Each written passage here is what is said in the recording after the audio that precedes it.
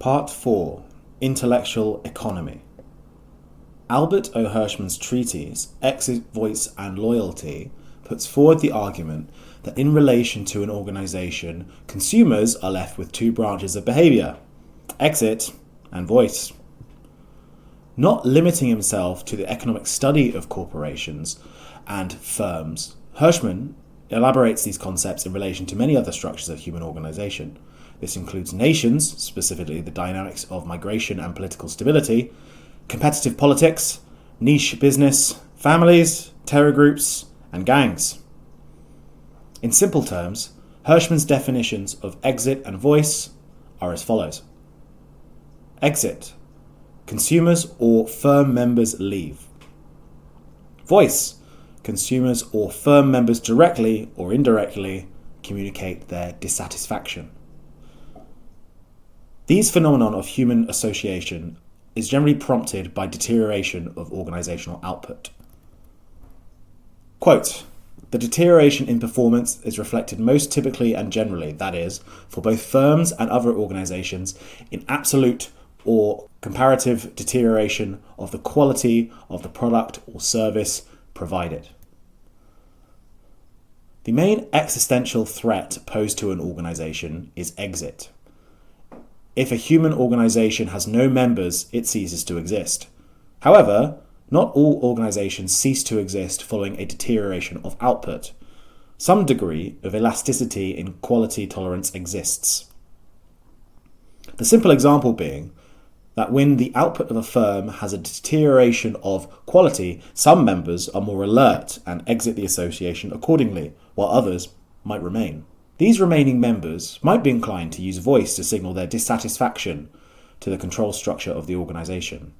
The degrees of dynamism in the organisation's reaction in tandem with the elasticity of membership provide a control mechanism where the organisation and members are in communication through both exit and voice channels, so that decision triggers are distributed among both the central organisation and the activity of the group's members.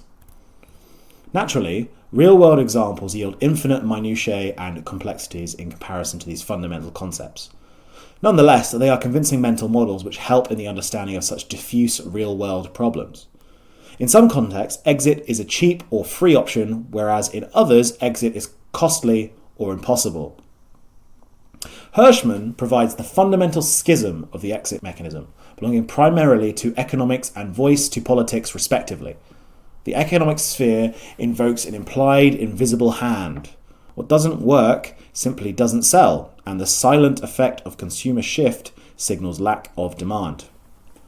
Whereas politics operates more emotionally than the heuristic rationalism of the free market, and is generally affected by a higher prominence of loyalty by certain members due to ideological commitments. Therefore, as a general rule, members will use more of the voice mechanism internally before the exit option is even considered, all the way from faint grumbling to violent protest. Not only is exit potentially cumbersome within the political sphere, exit has often been branded as criminal, for it has been labelled desertion, defection, and treason. Through this, we see the dynamics of the economic and political spheres demonstrated. Hirschman's study revolves around the behaviour of members, which says much more in demonstration about value, motivation and meaning than theory, which suffers from a detachment of abstraction or a saturation of inflexible micromanagement. A curious thing occurs when we compare Hirschman's mental models with the concepts of the meta-question and sub-question. We notice that the intellectual spheres don't necessarily overlap with members' behaviour. Politics is a good example. Where one mental boundary might be drawn by a member pertaining to a specific ideology, this doesn't allow us to predict the dynamics of their behaviour. Hirschman gives the example of a two-party system, where the positions of the parties might gravitate between the centre as to individually attract as many voters given the distribution of viewpoints. However, as a matter of praxis, our ideological individual might vote for a watered-down version of their ideal, or merely the closest opinion among the two leading parties. The intellectual spheres are concerned with thought and discourse. The downstream actions are merely output. Now that I've outlined Hirschman's mental models of voice, exit, and loyalty, I will attempt to employ them in my study to understand the human dynamics of the intellectual spheres of the meta-question and sub-questions. Like the economic spheres, the intellectual spheres have their own economy, albeit of a different nature. These can, however, be conceptualized and understood using Hirschman's mental models. Economic subjects are active in the economic sphere, and cognitive subjects are active in the intellectual sphere, and vice versa. The monetary and intellectual spheres share common dynamics by virtue of being products of human subjects. However, the cognitive faculties of the human animal institute their own industry where the means of cognitive production are owned by each and every cognitive agent. The dogmatist is voice, holding convictions as precepts and then organizing in conjunction with like-thinking consumers of intellectual product. It must be acknowledged, however, that the dogmatist is not limited to a single sub-question, as in economics or politics, where an individual is not limited to a single transactional relation or affiliation. Convictions are of a multitude in the individual, and their relations straddle intellectually in the same way. A conviction towards a sub-question and its drive to advance the investigation of its boundaries and progress cognitive elaboration within its defined axioms. Just as a consumer might have interest in the product of a corporation, the intellectual dogmatist voices according to the internal production of the sub-question, while having an interest in the membership of their field of inquiry. Meanwhile, the iconoclast is exit. Analogous to Plato's allegory of the cave, the iconoclast, in his anthropomorphic folly, was once in the dogmatic mode. The iconoclast is the ultimate expression of philosophy, venturing beyond the walls of the sub-question, despite the warnings of intellectual danger and derision. This is also not to say that an individual mind is mutually exclusive to either the modes of thinking. One can employ the dogmatic urge in some topics, but think according to an iconoclastic impulse in another. What follows is a proposed flow of growth and stagnation of intellectual states according to the concepts of voice and exit, relating to the archetypes of the dogmatist and the iconoclast, utilizing Hirschman's mental models. Number 1. Sub-question as preferred to the meta-question. Conditions for voice over exit. Number 2. Dogmatic decline, the decay of a sub-question. Number 3. Split and defection from a sub-question. 4. Escape, exit from a sub-question. Number 5. Recalcification from the meta-question, re-entry or creation of a sub-question. Number 6. Sub-question growth, driven by cognitive influence. Dogmatic drive, preference of the sub-question. The bounded nature of the sub-question leads to its status as an intellectual shelter and a communal goal. For these reasons, there is incentive for the social and cognitively fragile human subject to inhabit it. The metaphysical boundaries of science delineate the outer reaches of its knowledge, its truth. This allows for cognitive collaboration for the prospective completion of scientific fact. However, much like the prisoner of Plato's cave, the meta-question seems like an amusing illogical madness for the dogmatic denizen, hence making exit a non-viable option for those wishing to remain coherent to the sensibilities of community. This phenomenon results in an inability to see beyond the sub-question, making exit unthinkable. Confusion is often the only possible reaction for the scientifically minded when they are approached with metaphysical doubt and counter-axioms. The nature of all such beliefs are necessarily blind to the outside. This ensures the intellectual security of the sub-question.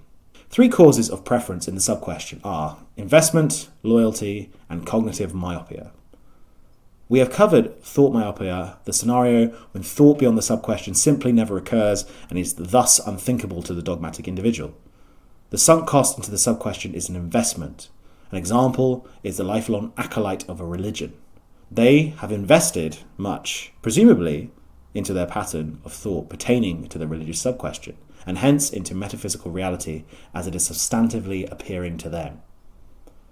Not only is leaving the sub-question intellectually a direct iconoclastic attack on their long-standing identity, but involves rejecting calcified beliefs constructed and interpersonal relationships constructed over a prolonged period of time. Dogmatic decline, decay of the sub-question. Like firms, the cooperative efficiency of the sub-question tends to decay according to the natural entropy of time. This is a natural result of growth which causes saturation of lower quality members according with the pressures of competition. Hirschman describes the natural entropy of human cooperation as slack, taking a position of radical pessimism, which asserts slack has somehow come into the world and is continuously being generated as a result of some sort of entropic characteristic of human surplus-producing societies. Like the decline of a corporation, the sub-question can struggle to adapt to changing conditions and membership. A once fashionable and robust intellectual position can become cringe and flimsy in its relation to the intellectual zeitgeist. This decay can either occur from within or without as further sub-questions are generated, making the position seem outdated. Proportional growth often results in a low intellectual quality membership over time, who excrete cringe by virtue of their very dogmatic, myopic confidence.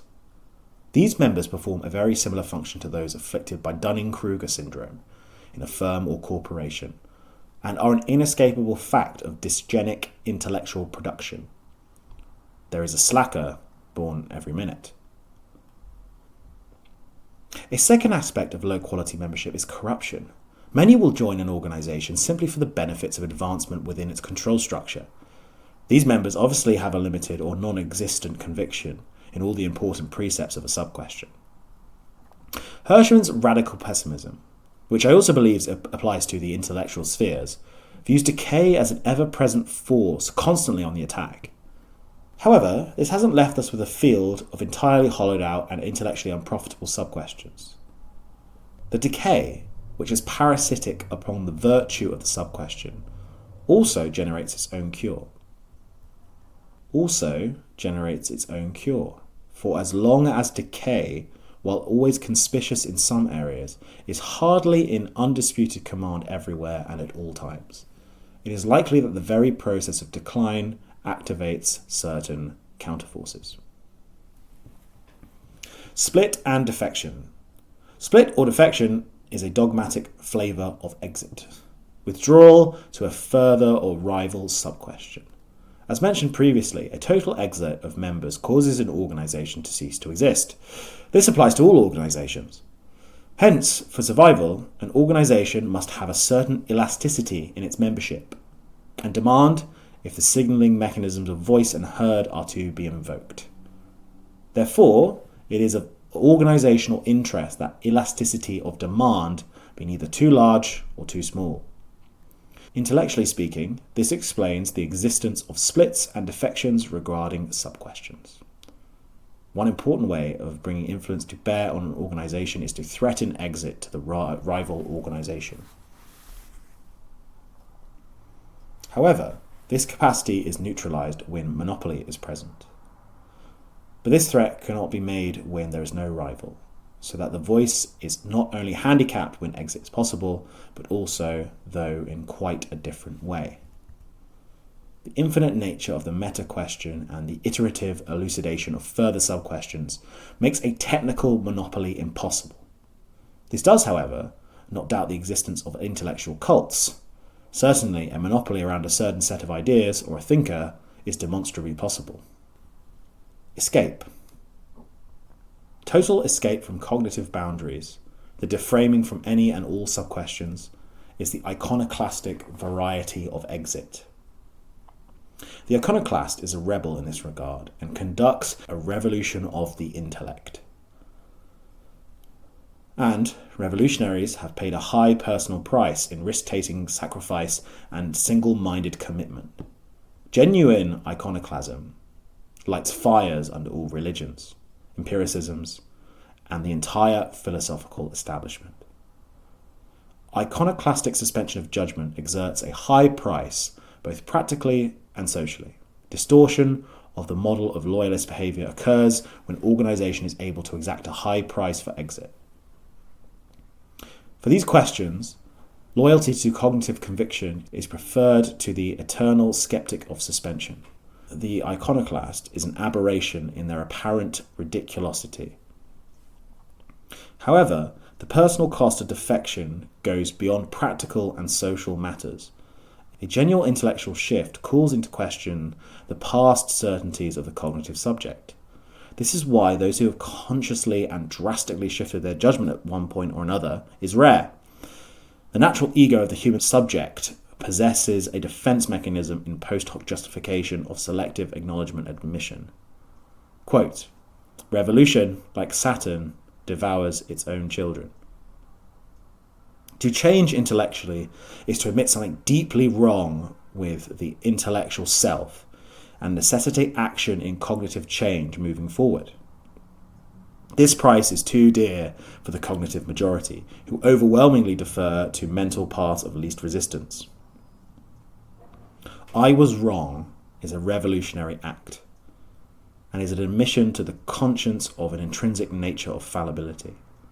Iconoclastic suspension of judgment requires an acceptance of our mental feebleness. I don't trust people who have never changed their mind.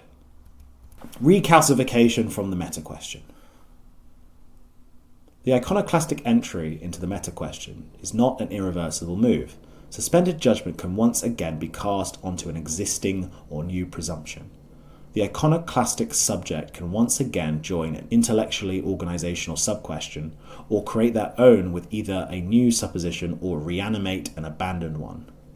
This phenomena has its examples in history. For example, when the supernaturalism of religion was found wanting, presupposition was recast into naturalism and empirical observation. Philosophical schools also experienced splits in intellectual agreement manifesting in the isms of individuals. These splits are no doubt influenced by preceding elucidations, but break off to establish schools of philosophical thought of which it is a subterranean aim to attract cognitive followers. It is questionable whether perpetual suspension of judgment is possible for the human subject. Are we able to embody the archetypal iconoclast and remain in cognitive congress with the meta-question? Or is this recalcification into existing, newly forged sub-questions inevitable? Sub-question growth. Growth of a sub-question is in the opposite direction of intellectual decline, meaning defection in the sub-question, and is the growth of a field of inquiry. This takes forms such as an intellectual school becoming in fashion, or the growth of a religious sub-question as metaphysical conviction grows. These growth phenomena of the individual grouping complete the cognitive cycle and bring intellectual subjects back into dogmatic drive. This reverts the cognitive state back to the first step, alignment and deference to the sub-question.